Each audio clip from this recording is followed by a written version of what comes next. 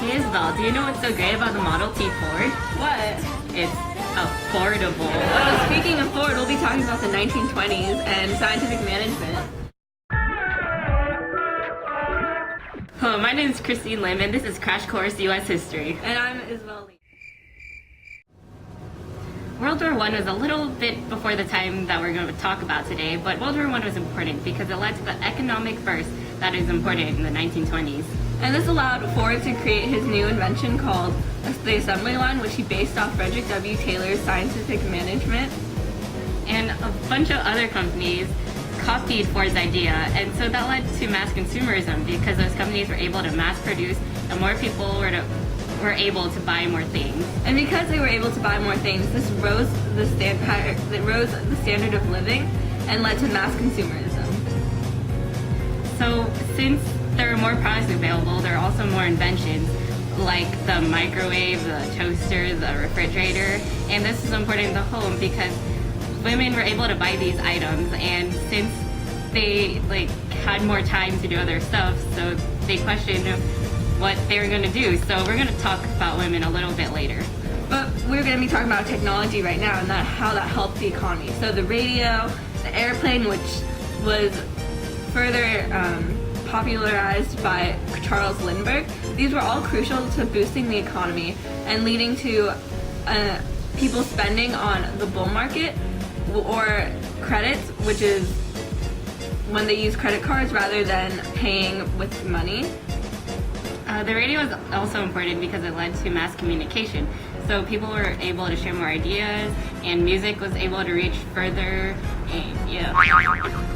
Mass spending was really important to the economy because new technology was invented, such as the radio, airplanes, which was further popularized by Charles Lindbergh. The radio is also important in mass communication. Because of the radio, more information was able to spread throughout the U.S., such as music, ideas. People were able to know what was going on in politics, the economy.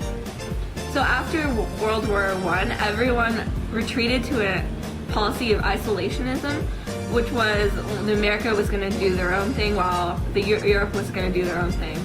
And this led to a social burst, which was known as the Roaring '20s.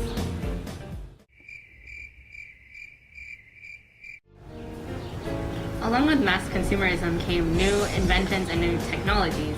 This was important in the household because new inventions included like the toaster, the microwave, the refrigerator. So since there are these new technologies, women were able to utilize these, so they had more time for leisure. And this is important because since women did not have to work as much in the household anymore, they would question what they would be able to do from now on. We'll be talking about women a little bit later though. However, this also affected all Americans, not just women, because they could focus on baseball, football, just pastimes, and they could enjoy their time because they didn't have to do tedious processes because they had like toaster or the radio to hear and listen to, and they could focus more on their family as a whole. And in addition, because people became more risky in their business enterprises, they withdrew more money from the bank, and banks gave out more loans, which lowered the interest rates of the bank, and the economy burst boom. The entertainment business is also financed more. The old generation of women focused primarily on the previous ideas known as cult of domesticity, Republican motherhood, and separate sphere. So Republican motherhood is the idea that women should stay at home and take care of their kids because they were considered the morals of society. So their primary occupations were teachers, nurses, and stay-at-home moms.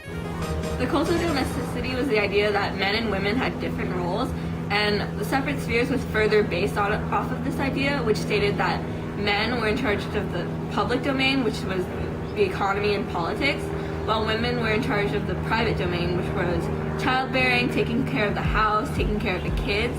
And this was further reinforced by Queen Elizabeth I, who quoted that women were there as a support of men, and they were essentially their sidekicks. But now it was different. Women had more time, like we said before, so So women had new ideas, so they wanted to take a more independent stance. So since they didn't have to work in the household as much, they wanted to be more involved in politics and the economy and have more of a social life. So this gave rise to the flapper movement. Even though not the majority of women weren't involved in the flapper movement, the flapper movement was still pretty big.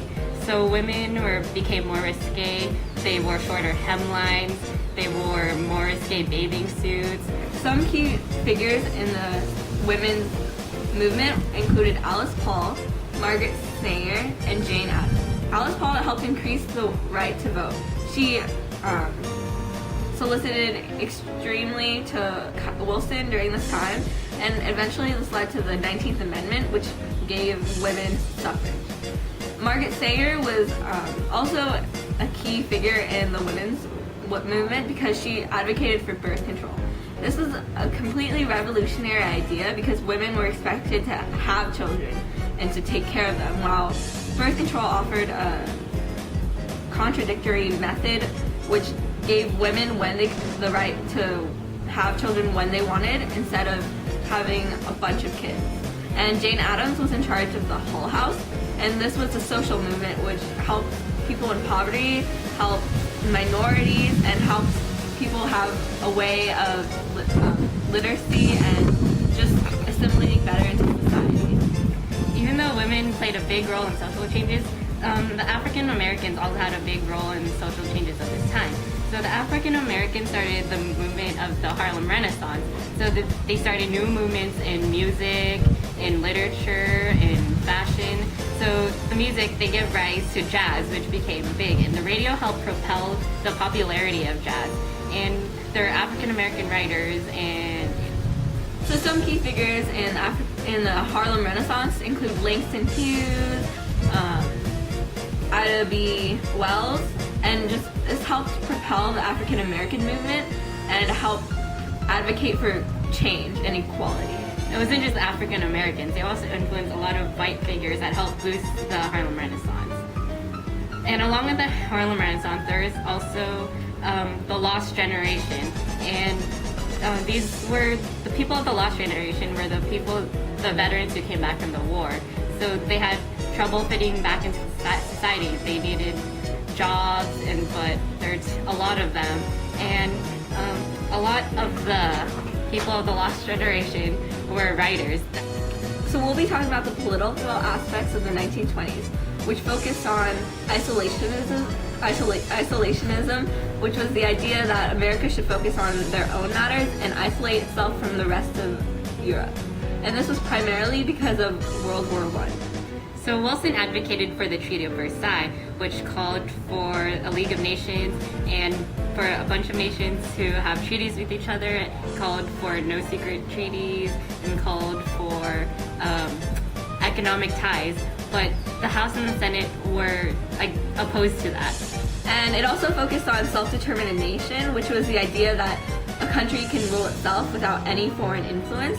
And the primary opponent of the League of Nations was Henry Cabot Lodge, and he opposed it vehemently because he didn't want America to focus on outside matters when they were a young nation who needed to focus internally. And because of this, the League of Nations failed dramatically, and you can see in the next World War that peace was not maintained because America did not ratify the Treaty of Versailles, so they were unable to join the League of Nations.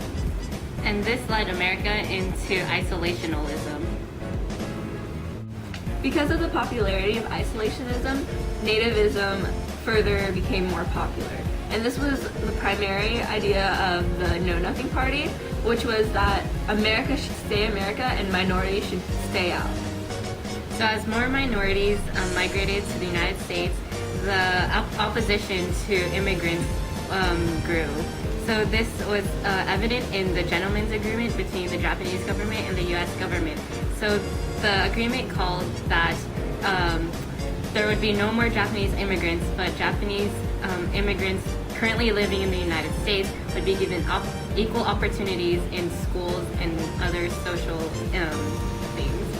And you can see that this further was that further discrimination later in the years of America that the Japanese faced, like Executive Order 9006, which basically forced Japanese immigrants into internment camps, and this was during World War II. Also, as the Chinese immigrant population grew in the United States, nativism also reacted to that, so that led to the Chinese Exclusion Act, and that was ironic because of the open door policy that the United States advocated in China.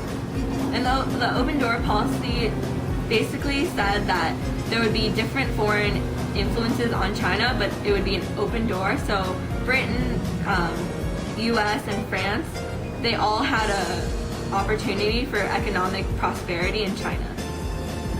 So after the progressives were in office, which included Taft, Roosevelt, and Wilson, there was a new political idea that governed the government, which was Harding, and he believed in a return to normalcy, which basically put a strike down on progressive ideas and focused more on laissez-faire and other reforms that were garnered towards less government ruling. The idea of prohibition also came up. So that advocated for the 18th Amendment. And so the US was basically split into wets and dries. Wets were against prohibition and dries were for prohibition. Women were also active in prohibition. And however, the Return to Normalcy campaign was further plagued by the Teapot Dome scandal. And the Secretary of Interior under Harding was involved in a corrupt crime, which basically involved him selling illegal land from the military to oil companies for valuable oil. And he made millions off of profits, and he was actually one of the first Republicans in office to be convicted of a felony. Great. So because of Harding's presidency, the Americans were very distrustful of the government because of all the corruption from the Teapot Dome scandal, which made millions off of innocent citizens and gave money to the rich. So that led to a greater division between the wealthy and the lower classes. The wealthy got more richer while the poor stayed poor. So the working class wanted the form of government known as socialism, where the government would support workers, and that led to the formation of unions.